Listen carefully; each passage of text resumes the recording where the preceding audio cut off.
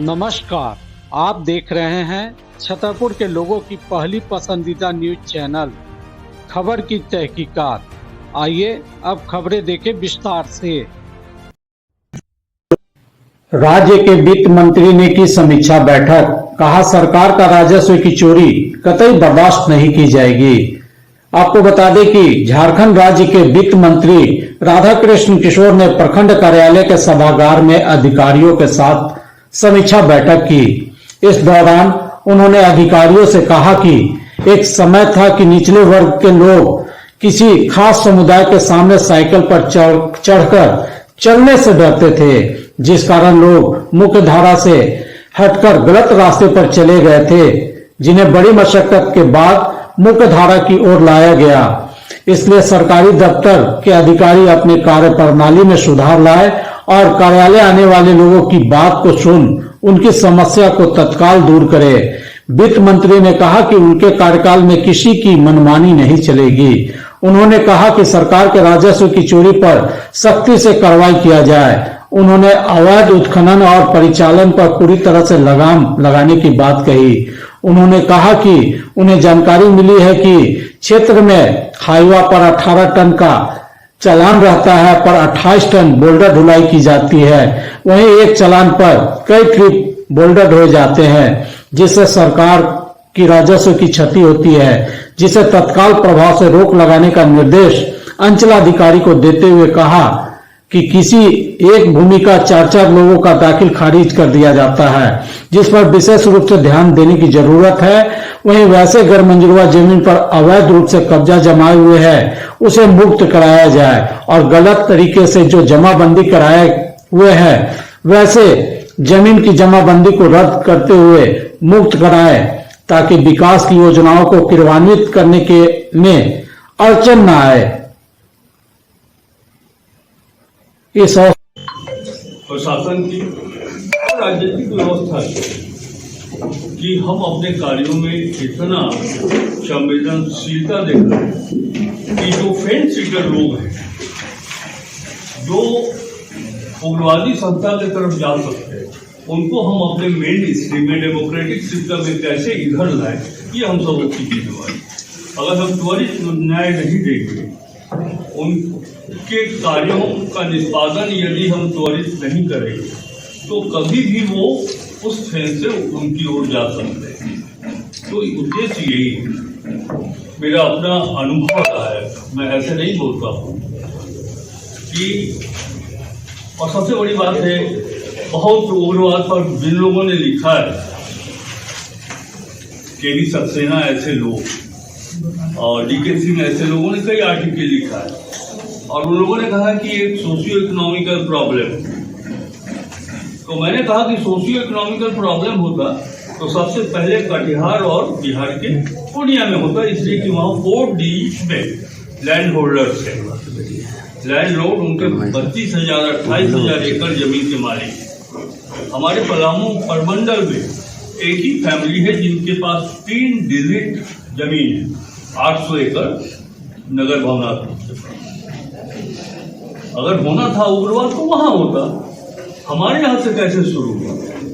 तो निचोड़ यही है कि हमारे जो सोशल बिहेवियर वो हम लोगों का बड़ा रफ है। एक समय था कि नीचे तबके के लोग साइकिल पर नहीं जा सकते थे उनके सामने। अब उनके बच्चे बड़े हो गए, उनको अपना अधिकार मालूम होने लगा, सोशल मीडिया है, टीवी है, बहुत सारे। अब वो बर्दाश्त नहीं कर सकते हैं कि हाँ साहब, मेरे पिताजी किसी के सामने साइकिल से नहीं चल सकते, ट्रांजिस्टर नहीं बजा सकते। वैसे जगह पर हम लोगों को काम करना है, बहुत मुश्किल से। आप सबों को नहीं पता होगा कि हम इसके पूर्व के कार्यकाल में,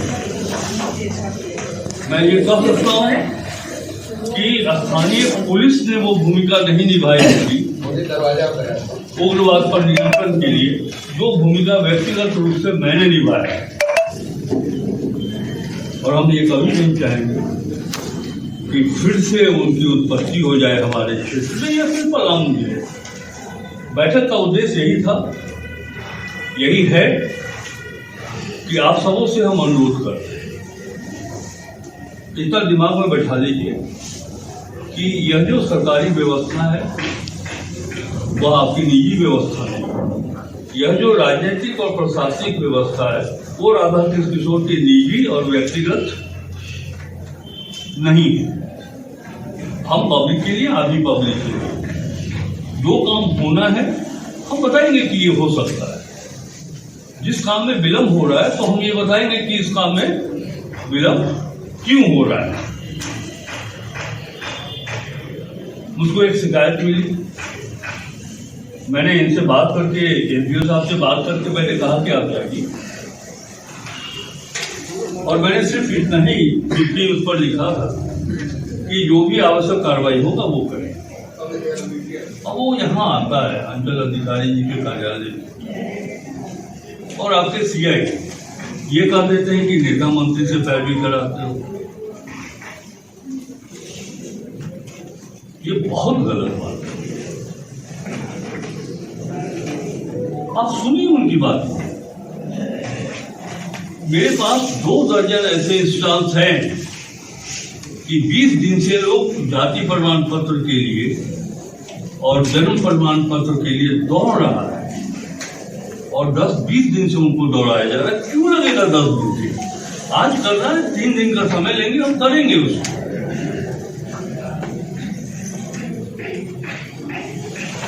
ट्रांसपेरेंसी होना चाहिए। हम आंगनबाड़ी सेविका का चयन कर रहे हैं, तो जो वहां कैंडिडेट रिजर्व कर रही है वो आएगा सामने, और एडहॉक अपॉइंटमेंट लेटर हम उनको वहीं देंगे। वहां से फाइल क्यों ले आएंगे यहाँ? कोई ट्रांसपेरेंसी तो नहीं रह जाएगा जब फाइल उठा के ले आइएगा। एडहॉक तो एडहॉक देना है, स्पॉट पर दे देना है। मनरेगा की क्या स्थिति है?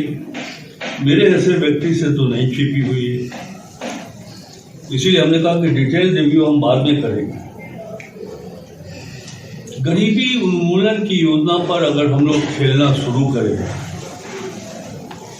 तो मैं हाथ जोड़ के कहता हूँ कि जब तक राधा कृष्ण किशोर इस क्षेत्र का प्रतिनिधित्व कर रहा है हम इसको टॉलरेट नहीं कर सकते। इसीलिए आप सबसे आग्रह है, और एक सुझाव भी है कि जो वीकर सेक्शन के लोग हैं और जो सरकार की योजना है, जो गरीबी उन्मूलन की योजना है, जो जेबी है, जो डिजर्व करता है, यानी यह नहीं कि हम अगुआवास के पात्र नहीं हैं और हमको मिल गया और डीडीसी साहब जो उसकी पात्रता रखते हैं इनको नहीं मिला, वो दौड़ रहा है।